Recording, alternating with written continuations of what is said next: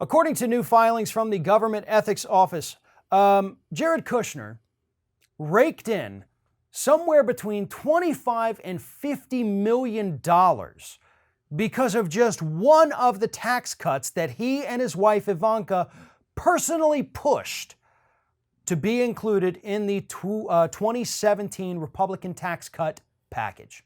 And that tax cut applies to opportunity zones. So basically, this is a tax cut that really only applied to real estate developers like the Kushner family and like the Trump family.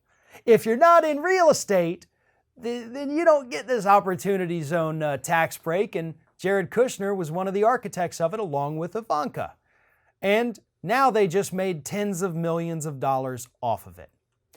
Here's how their little scam works. An opportunity zone is an area that has been declared by a state, local, or federal government as an area of underutilization, meaning we want businesses to come in here and start, making businesses, opening up shops, doing things like that, building apartment buildings, because this is an area that is underutilized. And we feel that if investment came in here, it would revitalize the community. And the 2017 tax cut package said, okay, we're going to give you huge tax breaks if you come in and do this. Well, Kushner owned part of a company called Cadre. And what Cadre did was they went around and invested and bought up real estate in these opportunity zones and then sold it or leased it to other people. Right? Swoop in, buy low, sell high. Kushner was right there. And he knew it. He knew he owned part of Cadre. And that's why he pushed for this tax cut, because he understood it would directly benefit his business. Now he and his wife Ivanka get to pocket a couple, maybe up to $50 million from it. That has been the goal of this administration and every single member of this administration since day one. What can I get out of this for me? What policy can I push that's going to benefit me directly? And Jared and Ivanka found theirs. And here it is, these opportunity zone tax breaks.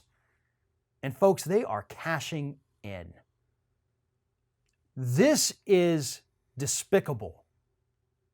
Although completely predictable, still despicable.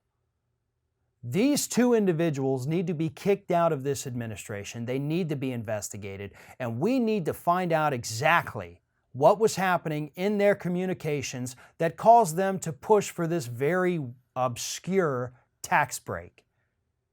Because if there's any documents, if there's any emails, if there is any text messages, if there's any WhatsApp messages, because Kushner loves to use that, indicating that Kushner did this only because he knew he stood to make a huge profit from it, then that's criminal.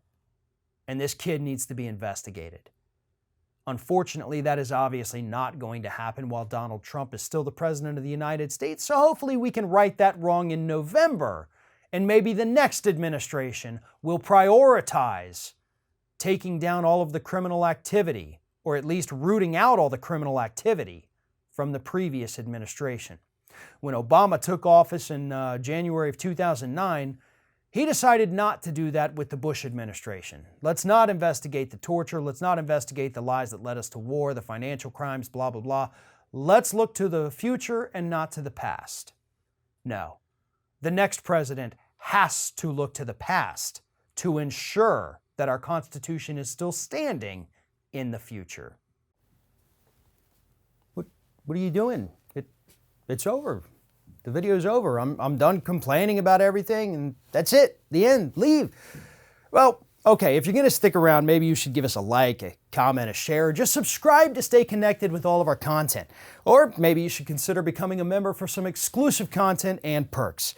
Just follow the link in the description. Now, go. Just go.